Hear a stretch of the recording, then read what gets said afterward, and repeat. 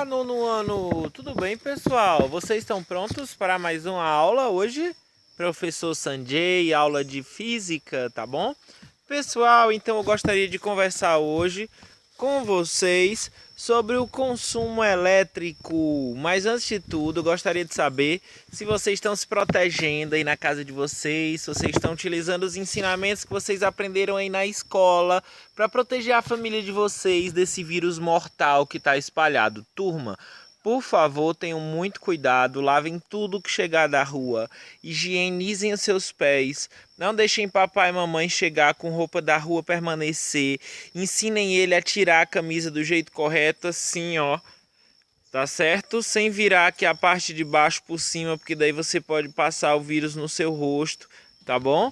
E sempre sair de máscara, usar álcool gel, ter bastante cuidado.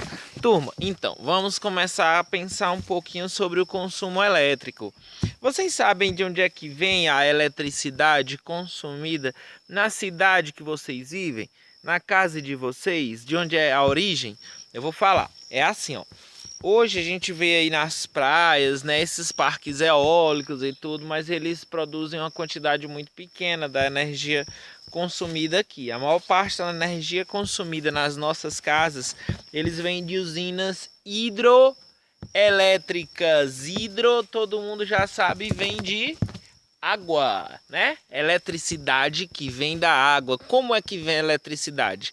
A gente conversou sobre a matéria em química. A gente viu uma coisa chamada energia cinética, não foi? Que é a energia que existe entre as moléculas dos corpos, né? Da matéria, por exemplo, no sólido, a energia cinética é baixa.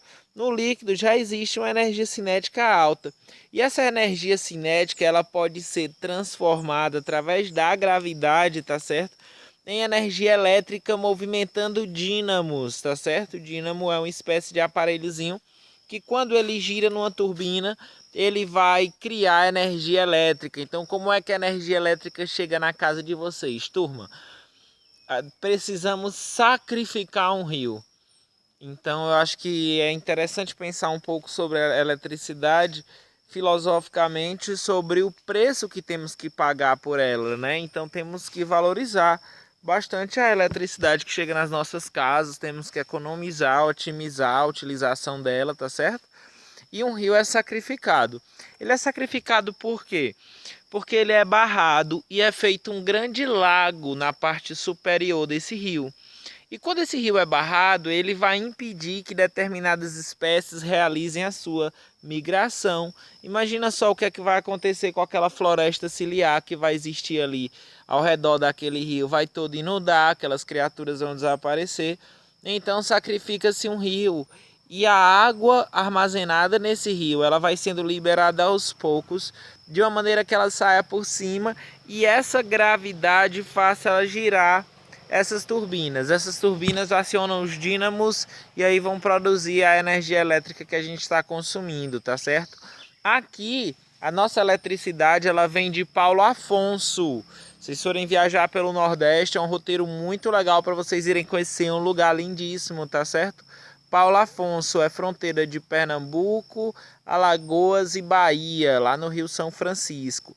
Lá em Paulo Afonso, nós temos muitas barragens e aí giram essas turbinas, transformam essa energia cinética em energia elétrica e ela vem sendo direcionada de lá para cá, tá certo? Para as nossas casas. Hoje em dia nós temos ainda, por incrível que pareça, baixa tecnologia de armazenamento. Se a gente fosse armazenar a energia elétrica que é utilizada na cidade, a gente ia precisar de baterias imensas, né? Então imagina só o trabalho que não ia se dar a isso, turma. E aí essa energia, quando chega na nossa casa através dos fios elétricos, né?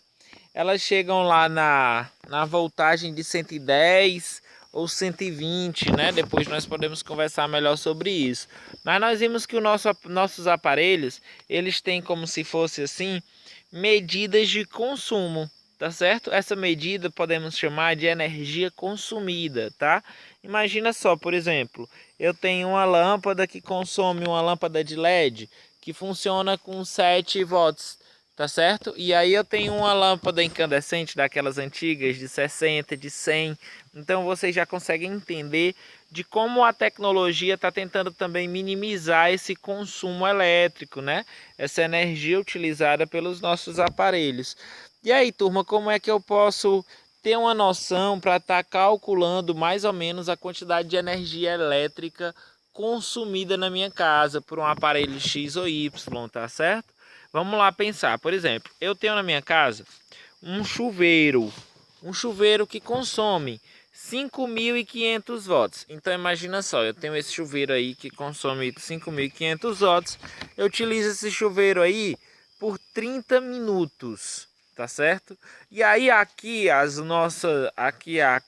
Enel e no Brasil em geral a gente calcula como kilowatts. E aí é o que é que a gente vai fazer com esse número de 5.500 watts? Nós vamos dividir por 1.000 e vamos transformar em kilowatts, tá certo? Então imagina só, a potência do chuveiro é o que? 5.500, a gente divide por 1.000, a gente vai ter 5,5 kilowatts, tá bom? E aí o que é que a gente vai fazer? A gente vai pegar esses kilowatts e vamos multiplicar pelo tempo. No caso, eu uso esse chuveiro durante 30 minutos, todo dia na minha casa. Eu tomo banho aqui na serra, que é frio, 30 minutos, um banho de manhã de 15, um banho de tarde de 15. Então eu tenho 30 minutos. Então eu vou ter o quê? 0,5 horas, não é? E aí eu vou multiplicar.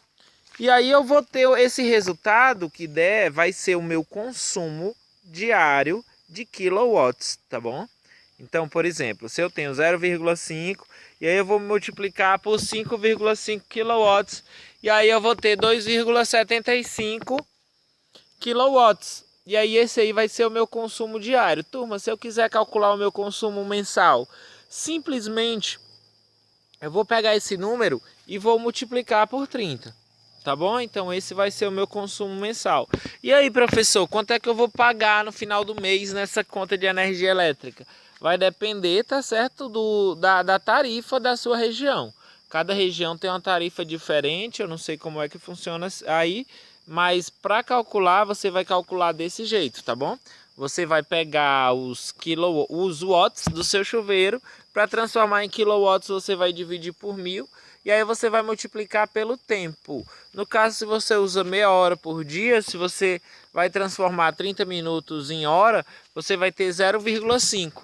E aí você vai multiplicar, e aí esse resultado você vai ter o seu consumo diário, tá bom, turma? Então vamos ter consciência, economizar energia. Uma coisa interessante também é a gente pensar um pouco sobre poluição luminosa, tá certo? Existe isso, é muito grave. Muitos pássaros morrem com isso, muitos animais morrem com isso. Isso faz mal pra gente também, tá certo?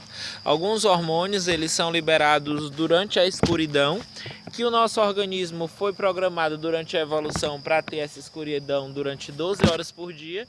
E hoje em dia nós não temos, né? Porque a gente tem luz acesa, luz elétrica na nossa casa.